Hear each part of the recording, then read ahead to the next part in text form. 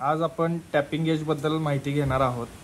तर यामध्ये tapping गेजचा size किती आहे हे पहिला आपल्याला पाहावं लागेल। तर त्यामध्ये M10/1.5 6H असा हा टॅपिंग गेजचा साईज आहे।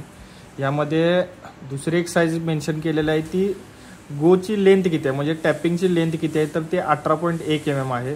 यामध्ये दोन महत्त्वाच्या गोष्टी पाहणं गरजेचं आहे। तर ते म्हणजे गो साइड आणि नो गो साइड। यामध्ये क्लिअरली मेन्शन केलेलं असतं की गो साइड आणि नो गो असे दोन साइड मेन्शन केलेले असतात। आणि दुसरी एक पद्धत म्हणजे गो हा कधीही लांबीला जास्त लांबीचा असतो आणि नो गो हा लांबीला कमी लांबीचा असतो, कमी लेंथचा असतो। ओके, तर आपण हा वापरायचा कसा जॉबवर हे थोडक्यात आपण पाहूया। तर या पद्धतीनं आपण टॅपमध्ये हे टॅपिंग गेज चेक करायचं आहे। तर ह्यामध्ये गो पूर्णपणे इझिली पास होतो। ओके, आणि दुसरी साइड म्हणजे आपल्याला नोगो जातोय का हे पाहायचं आहे। तर ह्यामध्ये नोगो कुठेही जात नाही आहे, म्हणजे पास होत नाही आहे।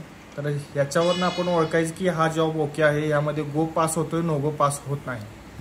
तर आपण दुसऱ्या जॉबसाठी आणि एकदा चेक करूया। तर ह्यामध्ये टॅपिंग गेज गो जात नाही आहे, नोगोही जात नाही, म्हणजे याचा अर्थ की टॅपिंगची जी आयडिया आहे ती अंडरसाइज झालेला आहे आणि हा जॉब पूर्णपणे टॅपिंगसाठी रिवर्क आहे। तिसरी एक केस आपण पाहूया। ह्या केसमध्ये गो पास होतोय इझिली, तर आपण नोगो पास होतोय का चेक करूया। नोगोही पूर्णपणे पास होतोय, म्हणजे हा जॉब टॅपिंगसाठी ओव्हरसाइज झालेला आहे। म्हणजे हा गोही पास होतो, नोगोही पास होतो, म्हणजे हा जॉब पूर्णपणे रिजेक्ट झालेला आहे।